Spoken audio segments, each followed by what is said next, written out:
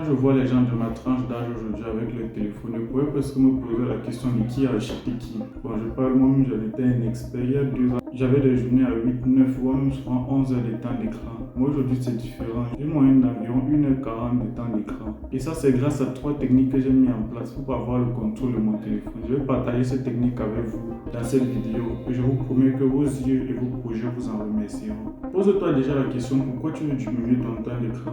Parce que si tu n'as pas de raison, autant mieux tu quittes cette vidéo parce que ça va te servir à rien. Si tu as cliqué sur cette vidéo, c'est vraiment ce que tu as mis à faire de ton temps et tu veux savoir comment gérer. Tant que tu passes sur ton téléphone, le premier point déjà c'est de mesurer ton temps d'écran. Comme on dit souvent, ce qui n'est pas mesuré n'est pas amélioré. C'est un peu comme quand tu fais le sport. Si tu ne mesures pas tes progrès, tu ne vas pas savoir à quel point tu progresses. Moi-même il y a 2 ans, je me disais que j'utilise beaucoup mon téléphone. Mais le beaucoup n'est pas une quantité mesurable, donc tu ne te rends pas vraiment compte à quel point tu passes ce temps dessus. Dis-toi que dans une journée, on a 24 heures. Prenons par exemple que tu passes 6 heures.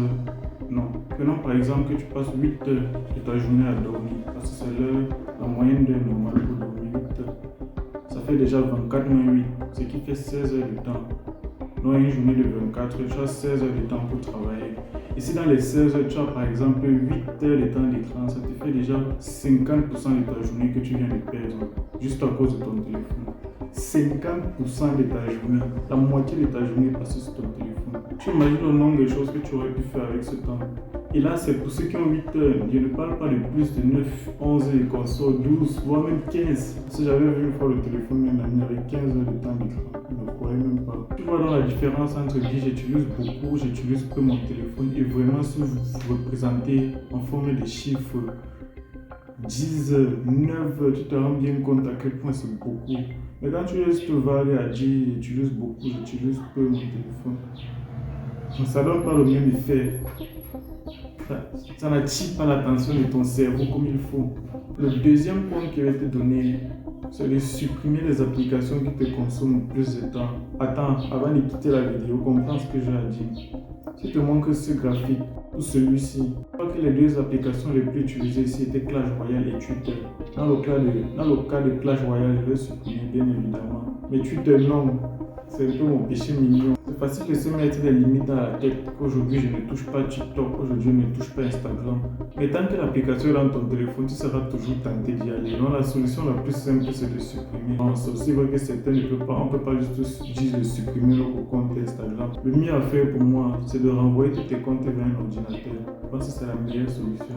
L'ordinateur est moins accessible que le téléphone. Tu n'as pas constamment l'ordinateur à ta portée comme ton téléphone qui est tout le temps à ta main ou à côté de toi. Tu vois un peu ce que je veux dire.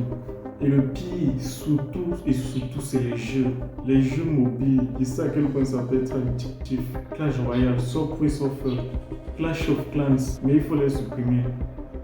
Vraiment, il faut les supprimer. Là, il n'y a pas d'excuse. Peut-être tu as HD Vikings ou quoi que ce soit. Je sais le mal que ça fait. L'arène dans laquelle il est arrivé à Clash Royale avant de supprimer, c'était une arène pas trop mal.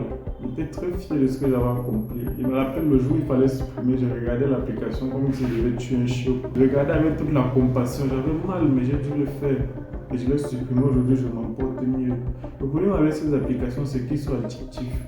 Clash Royale, quand tu perds un combat, tu dois rejouer pour gagner les points que tu as perdus dans ton combat précédent. Ce qui fait que tu joues 2 combats, tu gagnes les points. Après ton troisième, tu perds. Et tu perds les points que tu avais gagnés. Ce qui fait que tu as envie de rejouer pour gagner les points que tu avais perdus. Et tu perds encore les points là et tu dois rejouer et comme ça, et comme ça, et comme ça. Tu te retrouves à faire les 8, 7 heures de temps d'écran sur un jeu vidéo. Je me rends compte à quel point c'est fou ce que je faisais quand même. Mais dans le pire des cas, si tu ne peux vraiment pas supprimer tes réseaux sociaux, je pense que le mieux à faire, c'est de juste de mettre les minuteurs. Comme ici par exemple, vous voyez que Twitter et WhatsApp sont en gris. J'avais mis les minuteurs sur les deux, j'ai utilisé tout mon temps que j'avais sur les applications durant la journée. Et ce qui fait que ça devient gris et je ne peux pas avoir accès. C'est comme ça que j'ai fait pour réguler. Et ça, c'est dit que dans le pire des cas, parce que WhatsApp, évidemment, il ne peut pas supprimer WhatsApp. Et Twitter, comme je vous l'ai dit, c'est un peu mon péché mignon. Et le seul réseau social que j'ai dans mon téléphone.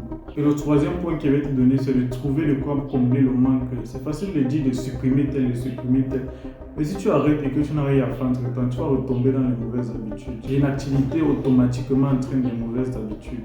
Ce qu'il faut donc faire, la meilleure chose à faire, donc, ça serait de combler ce manque avec autre chose. Et la meilleure chose que je peux te conseiller ici, c'est de travailler sur tes projets. La deuxième fois que je répète ça dans une vidéo. Mais je pense que c'est vraiment le saint graal de ce que tu peux faire. Non seulement tu as moins de temps d'écran, mais tu évolues aussi en tant que personne. Mais, si tu ne vois que travailler, si tu vois que travailler sur tes projets c'est trop, tu peux faire autre chose. Si tu as des activités instructives, des échecs, la lecture par exemple, ou alors tu peux développer des compétences monétisables, l'infographie, le copywriting, le montage vidéo. Tu as tellement de choses à faire, tellement d'opportunités. Ou alors dans le pire des cas, tu regardes des vidéos instructives sur YouTube comme celle que tu es en train de regarder en ce moment, des vidéos qui vont t'apporter un plus dans la vie. Pour rappel, si tu es sur la chaîne Valier Royalty, on va devenir des royautés en quittant des zéros. Bon, je ne pense pas que tu vas atteindre les résultats de 30 et 50 minutes en une seule journée ou en un mois. Ça serait un travail constant. Ce que je te propose plutôt de faire, c'est de commencer à mesurer le temps d'écran comme on a dit et de diminuer progressivement de 30 minutes chaque mois jusqu'à ce que tu atteignes un chiffre qui est assez raisonnable pour toi. Moi, ma limite par jour, c'est 3 heures. Mais ça n'empêche pas qu'il y a des jours où j'ai des folies. Comme je me rappelle ce jour, j'ai complètement explosé mon temps d'écran.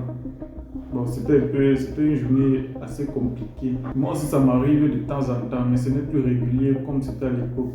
Regarde ton temps d'écran, dis-moi en commentaire, on verra qui a le plus petit temps d'écran.